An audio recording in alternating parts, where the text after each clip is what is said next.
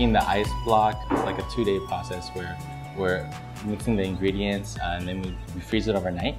Once you have the ice block, you know, it's kind of like this rounded shape. We have the ice machine that essentially grips it and then runs it along a blade. As it's turning it on the blade, it'll shave the ice block. So you get these ribbons that are shooting out. You catch them. As you catch them, they're kind of stacking on top of each other.